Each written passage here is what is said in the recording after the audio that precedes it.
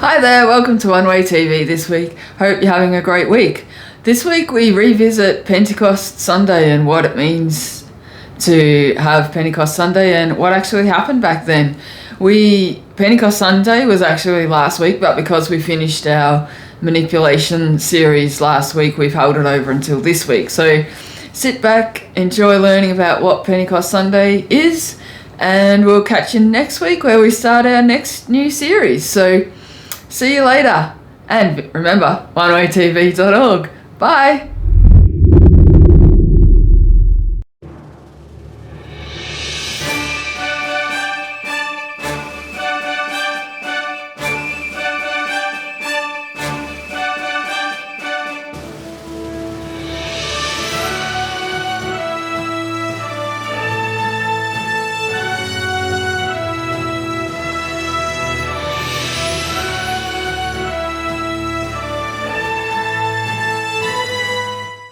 Well, hello there and welcome to part 27 of Blessings in Bendigo. The Bendigo Hospital was classed as one of the nation's largest hospitals, specialising in services for older people and people with disabilities. It is also Bendigo's largest employer. 1993, ADI won a contract to supply turbine engine components to the USA. 1994, the city of Greater Bendigo was established on the 7th of April. And Bendigo's Sprinter train went into operation in March. 1995, the Bendigo Marketplace opened. Anne Cordy and Bendigo Hospital merged to form Bendigo Healthcare Group. Bendigo Building Society became a bank after 137 years as a society, and Bendigo Mining began its $11 million digging and exploration works that year. 1996, restoration of the Cascade Fountains in Roslyn Park commenced. Bendigo Mining constructed a decline to reach the Deborah Line Reef under the city. 1997, Cascade Fountains restoration was completed and opened. State Planning Minister Rob McClellan says Bendigo has been named Australia's Golden Victorian City. Also that year, Victoria's first constitutional convention took place in Bendigo to discuss the possible creation of Australia as a republic. A protest was taken up against an erotic dance club, and a petition of 10,000 signatures was presented to the state government to stop it. Also that year, moves were made to revitalise the Bendigo Stock Exchange, turning it into capital for small and medium businesses nationwide. And the Bendigo Bank announced a community bank scheme designed to help small country towns in the area. 1998, the new Bendigo Gold Project began.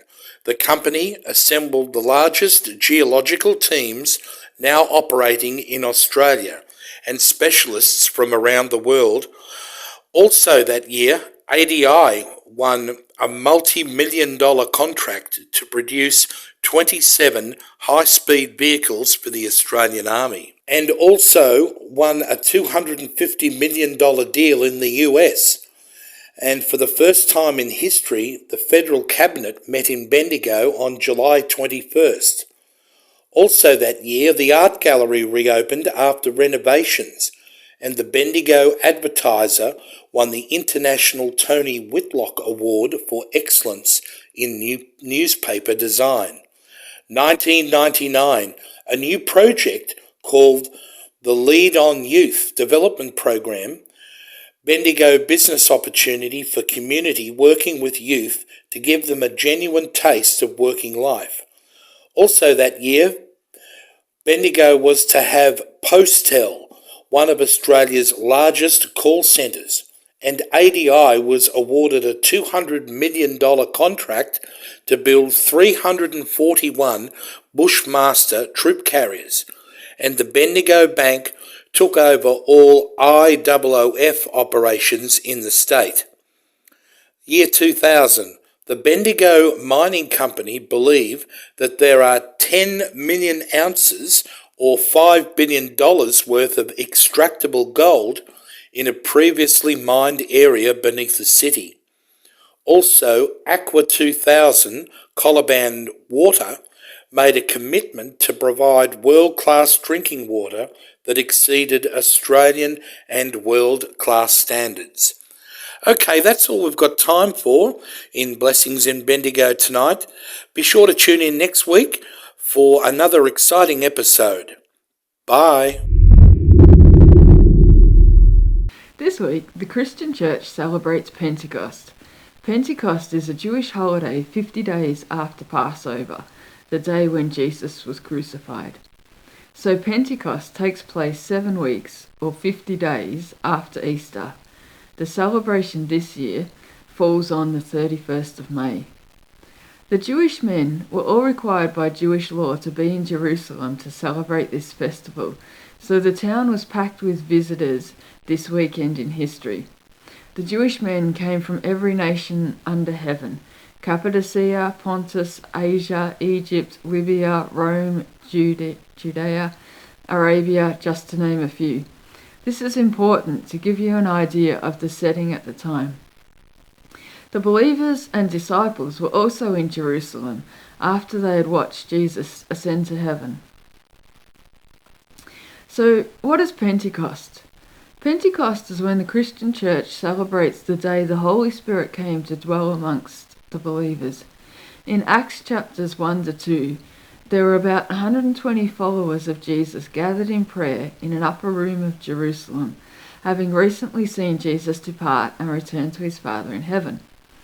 While the believers were gathered, the Holy Spirit came upon them with the presence of flames or tongues of fire above their heads and the sound of a violent wind. These symbols represent the church being given special power by God. So, were they really on fire? No, the heads of people weren't on fire. It was the best way the author could describe what he was seeing.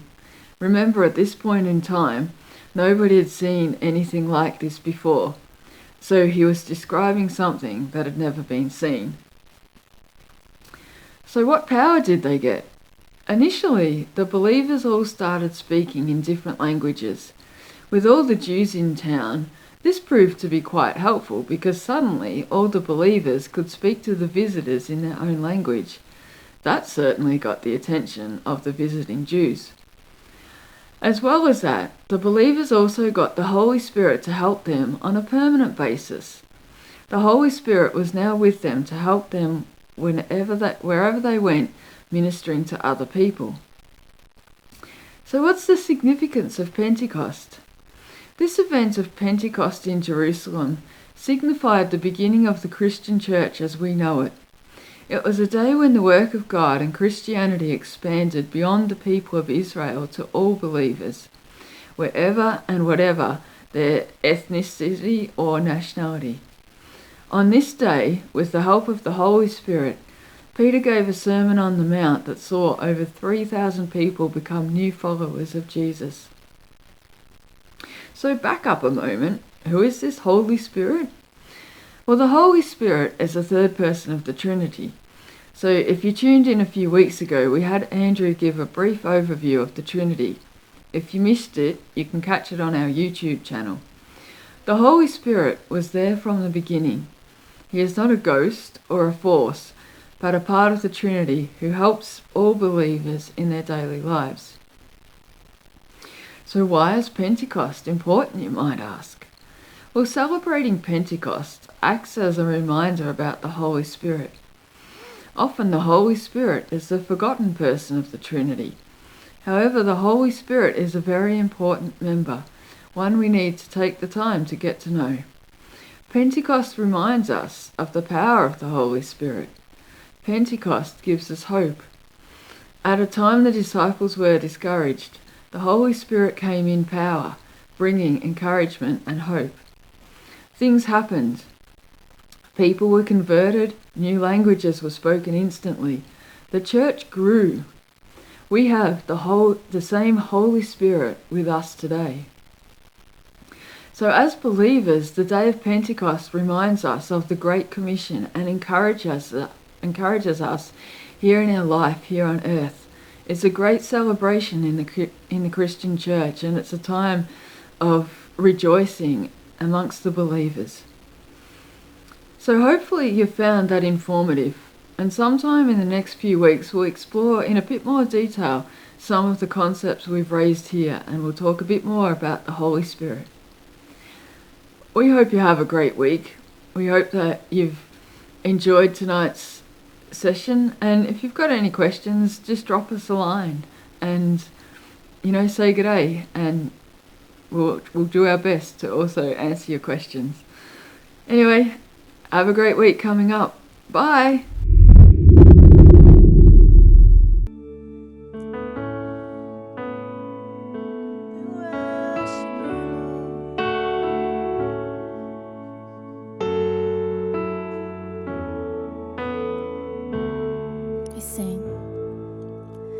Let the King of my heart be the mountain where I run, the fountain I drink from. Oh, he is my song. Let the King of my heart be the shadow where I hide, the ransom for my life. Oh, he is my song. For you are good, you're good. Oh, you are good, you're good. Oh, for you are good, you're good. Oh, you are good, you're good. Oh, let the King of my heart be the wind inside my sails, the anchor in the waves. Oh, he is my song. Let the King of my heart be the fire inside my veins, the echo of my days. Oh, he is my, sing it again. Let the King of my heart be the wind inside my sails, the anchor in the waves. Oh, he is my song. Let the King of my heart be the fire inside my veins, the echo of my days. Oh, he is my song. For you are good, you're good. Oh, you are good, you're good. Oh, you are good, you're good. Oh, you are good, you're good. Oh,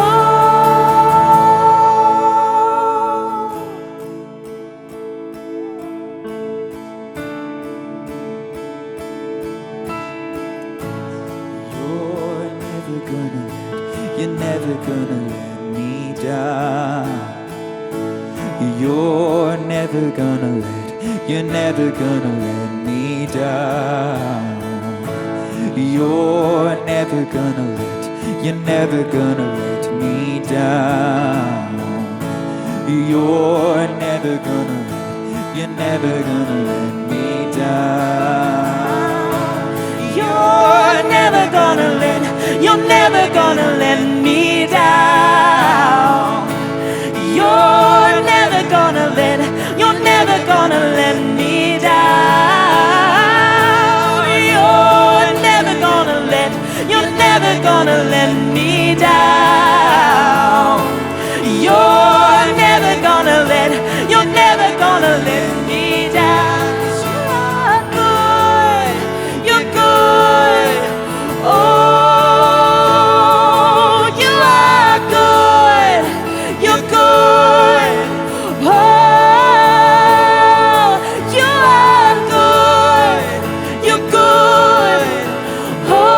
Oh, you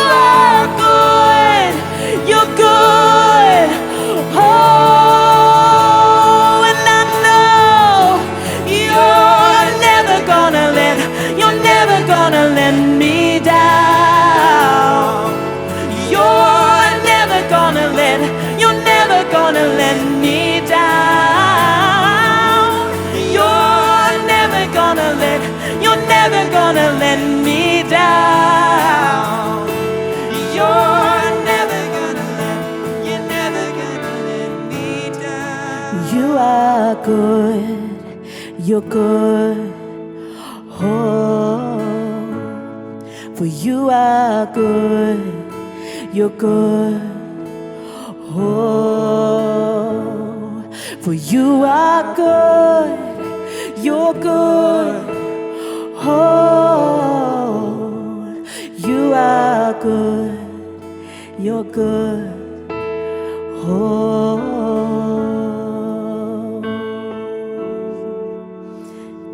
yes, Lord. Thanks for watching, and make sure you tune in next week at 7 p.m. Friday and 9 a.m. Sundays. And of course, have a good week, and remember to bless God and allow yourself to count the blessings that He's given you. See ya! Nehemiah 8:10. The joy of the Lord is your strength. From the New King James.